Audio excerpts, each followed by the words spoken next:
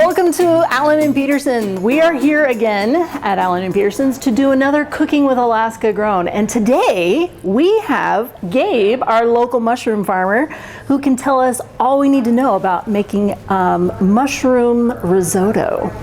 Yeah, well, thanks for having me.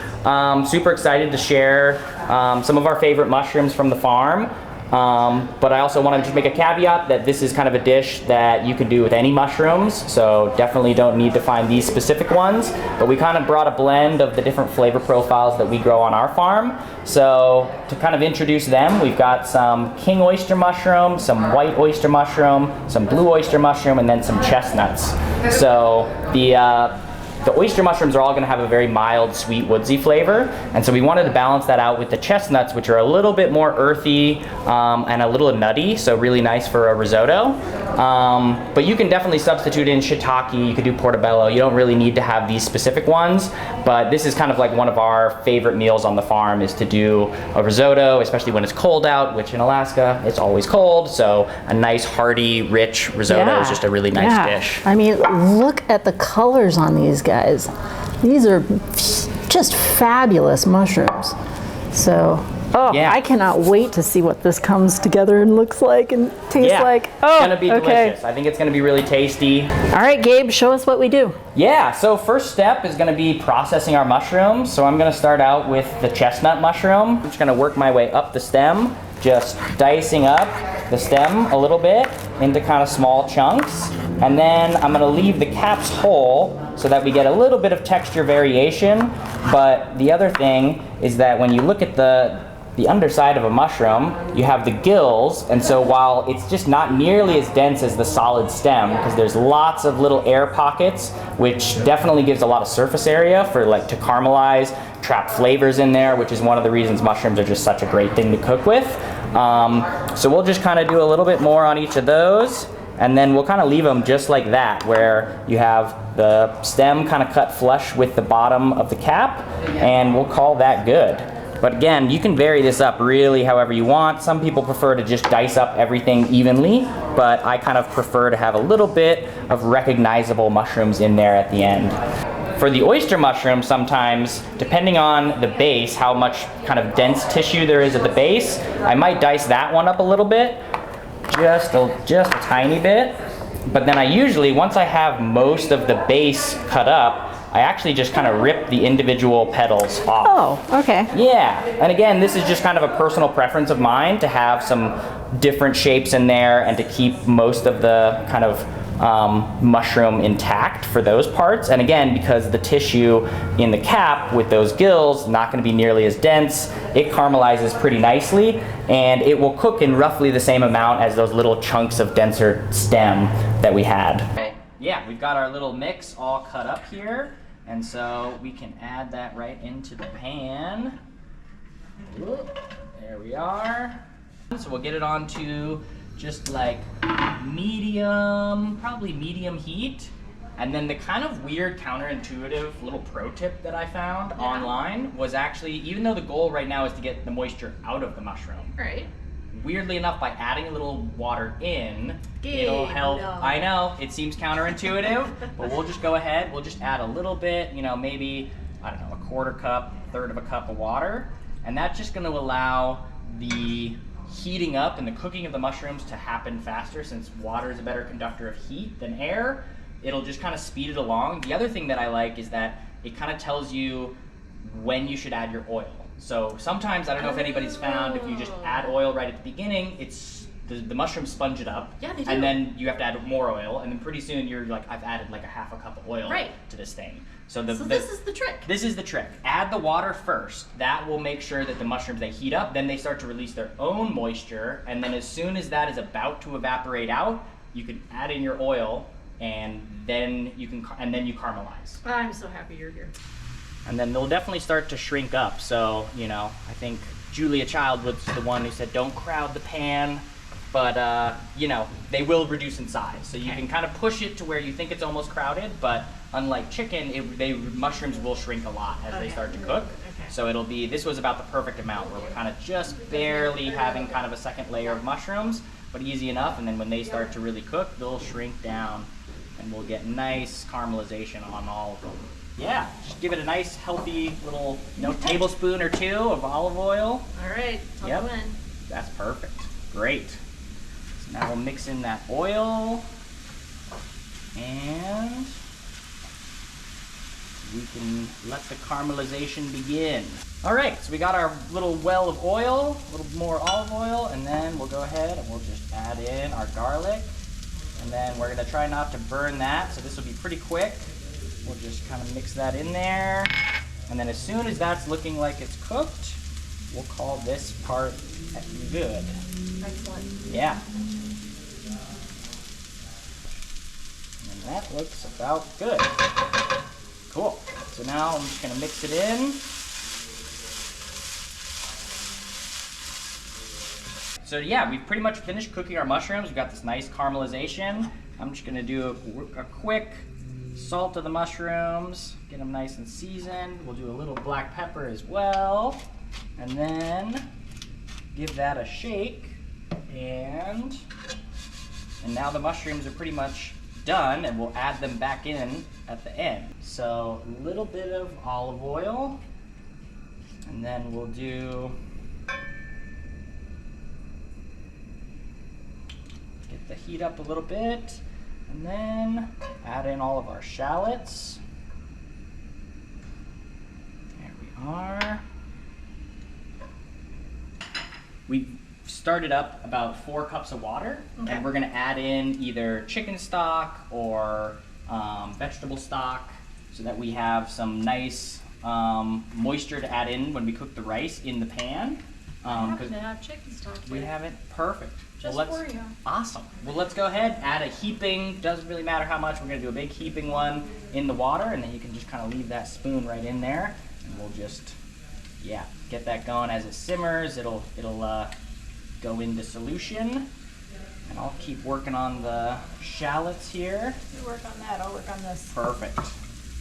And risotto is kind of one of those dishes where it's pretty much once you start the rice, you're adding this liquid, and you can't stop stirring. You're kind of stuck. It's the end of it. It's the end of it. You gotta, so everything's gotta be ready in advance, because otherwise you're gonna let the rice will stick right to the bottom of the pan. Okay, so those are looking pretty good. Now, so I pre-measured out 1 cup of rice, which would probably be good for, like a couple's night, or if you're doing kind of more dishes, maybe up to 4 people, if it's kind of like a side dish. Yeah. So I like to add it in dry pan, so just with the oil and the shallots, and kind of toast the rice a little bit. And that just kind of helps just bloom the flavors a little bit more. And it just kind of helps them, similar like how you see, with seasonings, where you'll kind of cook them in the oil a little bit first. So letting it dry cooking a little first definitely helps bring out the best in the rice. Color on it. Right. Because as we were talking about earlier, it's like this is a very simple dish, so we really want to maximize. We're not adding a ton of seasonings, we're not adding a ton of flavor, so we want to let those ingredients really shine. And the nice thing about this, besides the one pot thing, all that mushroom flavor is still coated on the bottom here. It was. So we're building that flavor up from the foundation, and mushrooms being the base flavor that we're going for. We're going to try and maximize that. Okay, so I'm going to turn the heat up a little bit, because now the goal, we're going to add in just a little bit of wine. This is a totally optional step, but we had a bottle that we had open at the house, so I'm going to add a nice healthy pour. And that's going to be, now we got to cook this all off. So we want a fairly, medium to high heat, and then we'll just kind of start stirring. And so kind of from here out on the risotto, we just have to keep working it. Because this is going to want to stick to the bottom of the pan. And as soon as this alcohol has all cooked off, we're going to start ladling in just the chicken broth. And you can also use mushroom broth, vegetable broth. You can even use water, but this definitely adds more flavor. Yeah. And I think now, if you want to start, give me like 2 scoops of that in there. Perfect. Yeah. Excellent. Yeah, maybe 1 more. Let's just get it nice and saturated for this initial round. And now we're going to start just working it in. So now that we're starting to be able to make a line and it's kind of slowly filling in, we could add a little bit more. Add another ladle. Perfect. And then we'll just keep going. Right, let's see. Another try.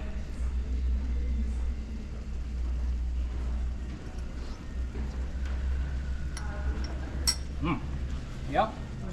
I think we are almost there. Okay. Okay. So now we've got our risotto. I just did a little final test and it's nice and just nice al dente rice. Okay. So that's kind of the key. We got some excess broth right now. And so now what we want to do to bring it together is we're going to take about half of our mushrooms and we'll add those in. So we'll add that. And then do you want to add in like half the cheese as well? Sure. And just sprinkle it on top there. Perfect. Excellent. Perfect. Awesome. We have more. Now, yeah, we can add more if we need, but now we'll just start working that in. We got enough residual heat that the cheese will just incorporate, and it's gonna take that last little bit of broth. So good. It's gonna be pretty good, I think. Oh, wow. In that mushroom. Awesome. Okay, so now we got that. Would you mind grabbing the salt and pepper, or just the pepper? Absolutely. Okay. A little ka-chunk. Yeah, let's give that a nice little thorough peppering. Perfect. Okay. We'll get that mixed in.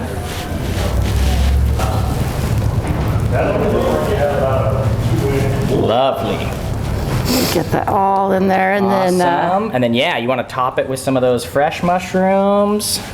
Yeah. Get those nice on top. look at that. Finish it with a little bit of cheese. And then I like to do So beautiful. a little bit of lemon to give it a little bit of freshness and kind of cut through all this rich kind of earthy flavor profiles, balance it out with like some lightness and some freshness, and then kind of in that same vein, Yes, yes. a little drizzle of olive oil at the end, just to give it a little extra creaminess. Look at that. There we are. Oh, okay. Awesome. All Wow. right. Oh, now a little pepper. Finish it off. Boom. And I did happen to go and find 2 spoons. Hey, I guess we gotta try. Otherwise, you know, We have quality to control. try. Exactly. Quality control. Gotta try. Figure out how this goes. Oh, that's a big bite.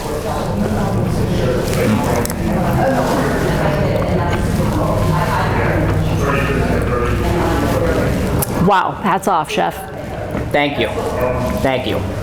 The mushrooms in this are amazing. They're the star. And that's kind of one of the reasons. I think you can do the same idea with pasta. There's a lot of dishes you can do, but the risotto, in my opinion, because the rice is so small and the bigger chunks of mushrooms, you really taste the mushrooms, and Yes. they're the star. Yeah. And it's just the perfect template for them. This is a fantastic meal to be able to utilize those Alaska grown mushrooms. Easy way to support local. Yeah. Easy way to support our local economy, our local farmers. Yeah. Loving this. I will be doing this for sure. Nice. Yeah. It's become one of my favorites. Once Yes. a week, we're doing mushroom risotto at this point. Absolutely. So. Well, I want to say thank you again to Alan Peterson Yes. for giving us Thank you the so much. ability to use this kitchen. And Gabe, our farmer, local mushroom guru, thank you so much for coming in today and doing this recipe with us. We really appreciate it. Support local. Support the local economy. Buy Alaska grown. See you later. Thank you.